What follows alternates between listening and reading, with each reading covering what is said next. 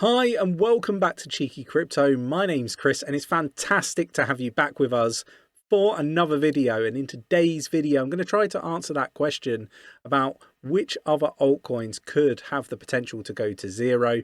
Now, this is very similar to what we've seen with like Terra Luna, for example, and like their algorithmic stablecoin. But there are a couple of other projects that I really do want to highlight that I think people should be aware of. Really, working hard to keep the community as safe as possible in this sector that at the moment, is having lots of difficulties with scams, hacks, and just fraudulent activity, manipulation, and all this terrible stuff that is plaguing crypto at the moment. So yeah, if you enjoy this sort of content and you want to support the channel and help push out our content to like-minded individuals, then mash up that like button. Subscribe if you haven't subscribed already, tapping that bell, selecting all the notifications so you never miss a video. Right, let's get down to the desktop and let's sort of dig into all of this. So the first project, and it might come as a bit of a surprise, that I want to highlight is Waves. Now I think Waves is potentially one of those projects that is at risk a little bit, and I'll get into the reason as to why. And do let me know what your thoughts and opinions are in the comments below. But I think this is one to be aware of. Currently ranked 64th by market cap. It's down 1.32% at the time of recording. It's down at $6.35. Now, it wasn't that long ago, only April, it was at over $54, over $58 in fact. So, time has, seen this one pull back significantly. Now, you could say that that's in line with the market, and maybe you're right, maybe you're wrong.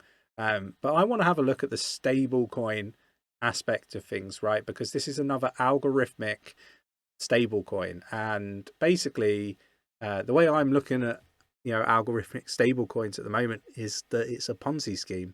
And ultimately, retail investors are the ones that are getting absolutely wrecked when it comes to these algorithmic stable coins. There's yet to be one that's successful. And I question whether the founders of some of these projects are actually utilizing these algorithmic stable coins in order to actually sell off maybe their actual main project coins without affecting the price. So, basically dumping on people that are investing in the stable coins for amazing yields that aren't sustainable. So, is Waves one of those projects? And, it's been sort of reported that the Waves founder is holding $500 million of debt to avoid the USDN DPEG. Now, this is the actual coin here. On coin market cap, it's down 0.19% at the time of recording at 0.9912. And you can see here it's gone down, in April as low as like 70 cents. More recently in, May, down to 77 cents. Only a few days ago, we were down at, if I can get it here, at 91 cents. This should be pegged to $1. And I think this is what, concerns me with this one.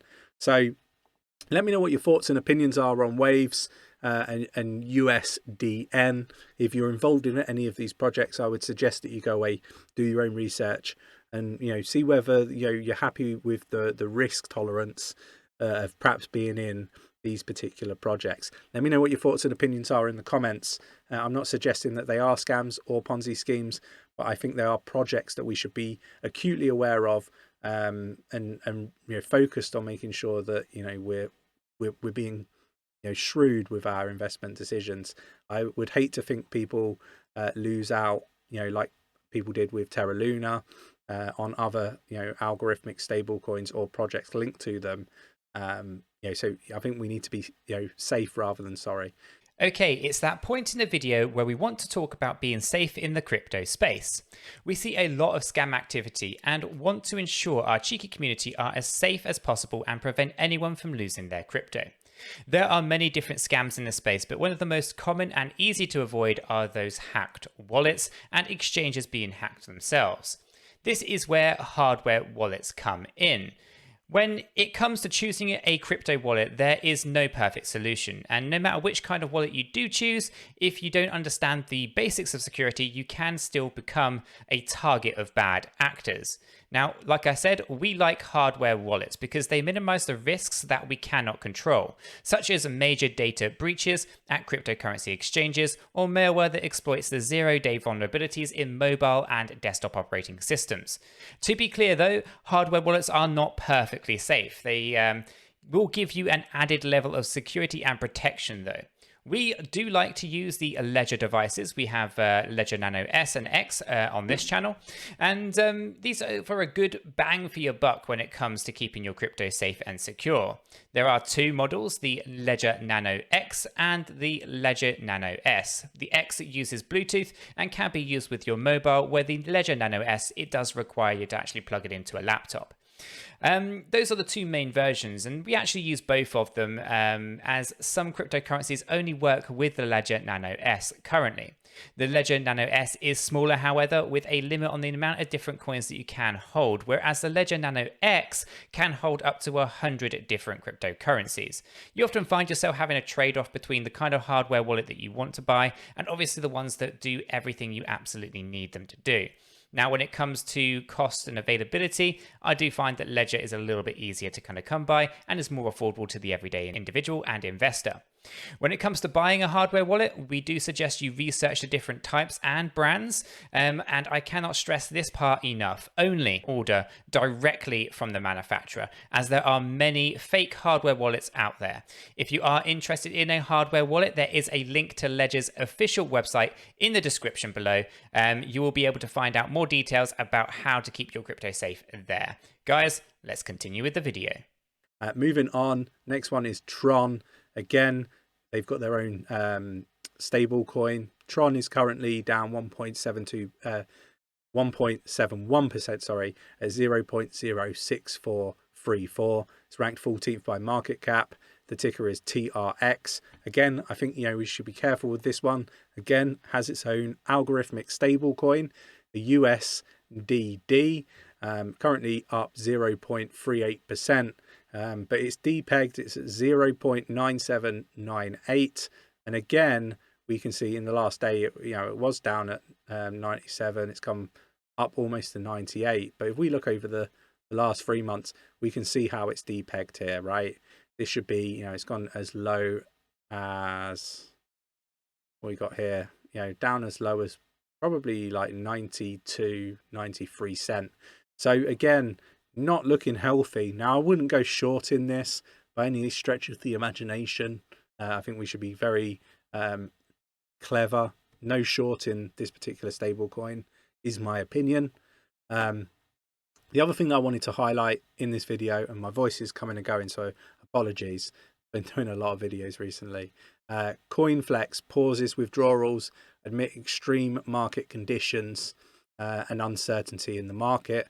So again, make sure that you're being careful. Make sure that you're utilizing, I guess, risk management when it comes to how you're handling your portfolio. Personally, I never keep more than 10% on any centralized, exchange or lending platform. Matter of fact, at the moment, I'm taking all of my crypto off and I'm sticking it on a Nano Ledger X. Link in the description if you'd like to get one of those hardware wallets. Basically, if you don't own the keys to your crypto or the wallet, then it's not your crypto, as we're finding out, right? And don't get me wrong, I've got 10% of my Bitcoin portfolio on Celsius, so just be careful. Now, one thing that I really dislike is the thread on the 20th, only 5 days ago, less than a week, saying that 10% APY is sustainable in crypto, especially in stable coins. Like they've sold you a dream, whilst they know they're having difficulties, whilst they know they're not liquid, whilst they know that ultimately they're likely to be pausing withdrawals shortly. They're putting out the same stuff to encourage people to put money into the platform. Celsius did this, and CoinFlex has done it as well. Really not happy with this. I think this is terrible behavior, and questionable when it comes to character of the people running these projects. So yeah, really don't like to see that. I think that's terrible. Let me know what your thoughts and opinions are in the comments below on CoinFlex, Celsius, but also let me know what your thoughts are on Waves and Tron. Do you agree that these are risk assets at the moment, that you risk, you know, your investment if you stay in them or not? Really interested to get your views and opinions. I think that there's a big billionaire, you know, whales game going on in the background, retail investors literally just getting taken for a ride. So let's be clever, let's be shrewd, let's take our money out of these platforms, off of centralized exchanges, off of lending platforms, put them into a Nano Ledger S, for example, a hardware wallet that you own the keys for. And let's see how everything plays out. That's my thoughts, that's my opinion. Let me know what your thoughts and opinions are in the comments below. Hope you enjoyed today's video. If you did, mash up that like button, it really does support us.